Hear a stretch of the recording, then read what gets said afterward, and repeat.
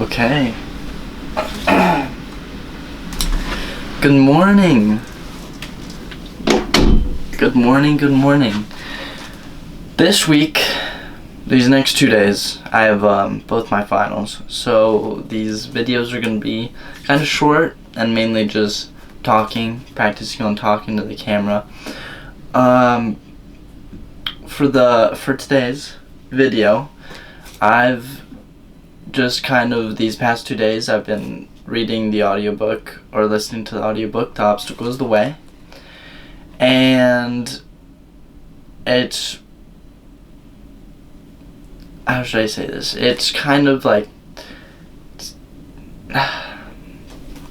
I'm just gonna go into like kind of what I took away from it, and hopefully this will inspire you to just, practice some of these things and these ideas. So the book is The Obstacle is the Way. And it's basically, so the obstacle is the way means that pretty much any of your problems or any of the things that happen to you in life, obstacles, are ways to grow and learn. And he basically talks about there's nothing bad that happens to you in life. It's all about your perspective. And you can always find the good in whatever happens to you. And you can always find some way to benefit from the things that happen to you. And you can always find some way to learn and grow from the things that happen to you. So that's kind of what he means by the obstacle is the way. Okay, so this was one of the important things I wrote down. There's 3 parts: perception, action, and will. So perception is how you perceive the things that happen to you, and you put them into perspective, and you think realistically about whatever's going on, and you think, well, two categories. If you can't control them, don't give them thought. If you can control them, then those are the things that you can work on and change. We are never truly not in control. We are always in control of our thoughts, our beliefs, our actions, our emotions. We're always in control of ourselves and how we choose to react to situations and what we choose to do with what life presents us with. There is a difference between defying something that happens to you, like something an obstacle. There's a difference between defying an obstacle and not accepting it, and accepting it, and accepting that this is actually what's going on, and then realizing and figuring out how to move past that and learn from it. And kind of one main thing that I took away was the idea of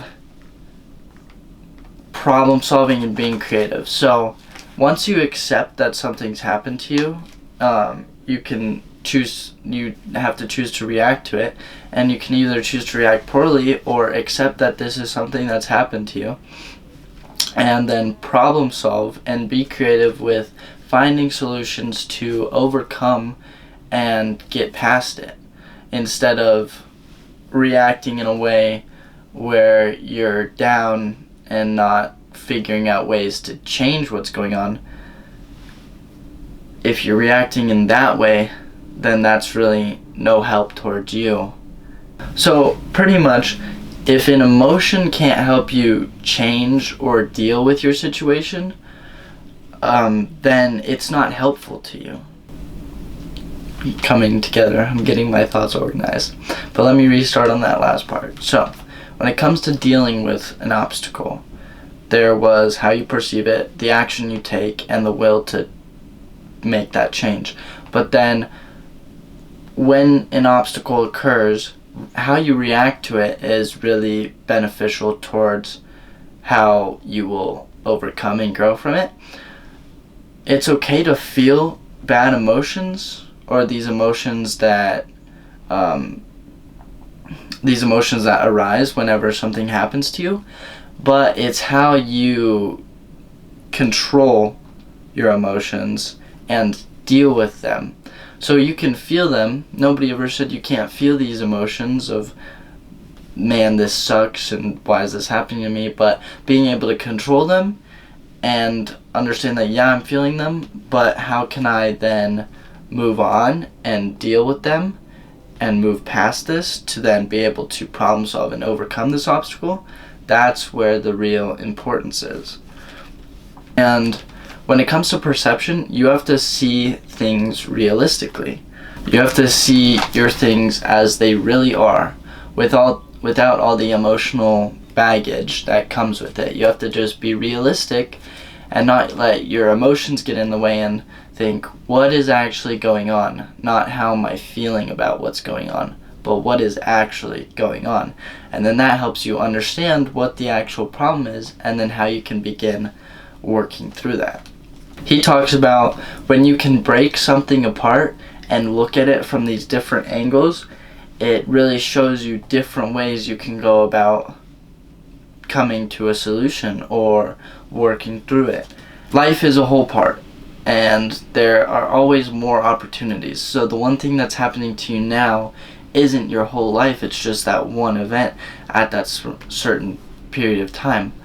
And you also have to know that obstacles are just everyday parts of life. There's not just going to be one obstacle. You're always going to be working through obstacles.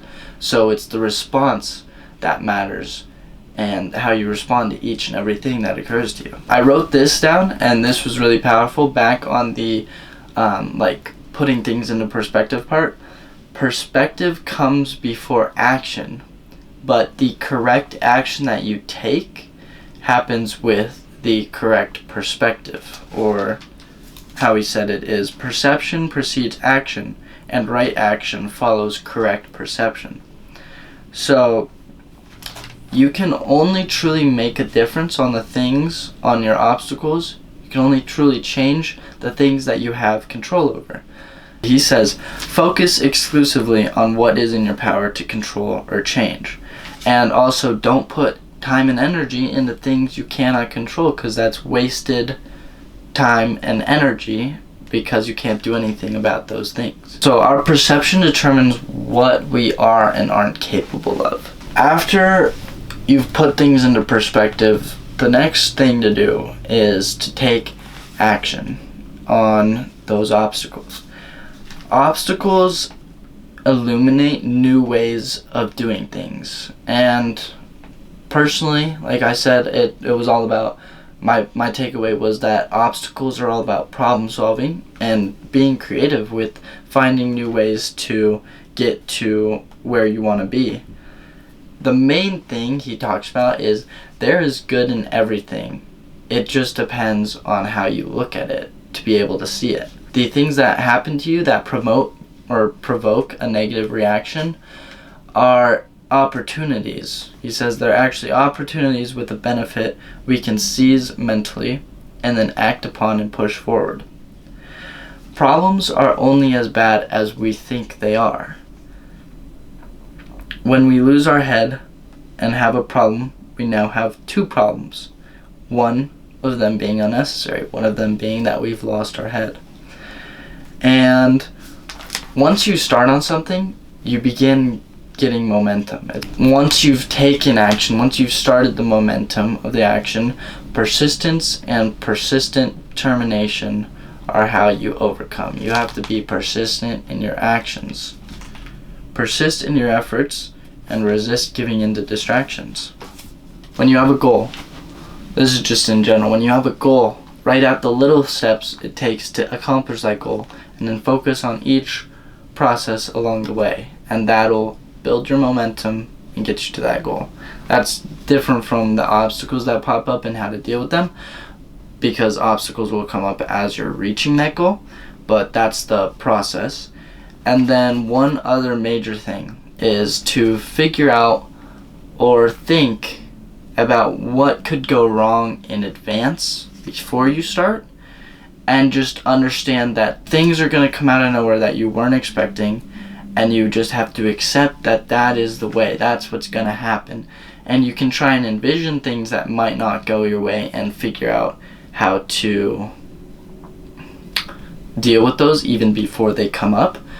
But you also have to know that there's going to be things that just come up out of nowhere that you weren't expecting, and that's when you take the correct perception, think about it realistically, and figure out ways to creatively solve these problems and see the good in them, and then work through them. And then lastly, I think I might have already done lastly, but I also wanted to include this. You have to discard your expectations that things are always going to work out, and you have to understand and accept that things are going to happen that are outside of your control.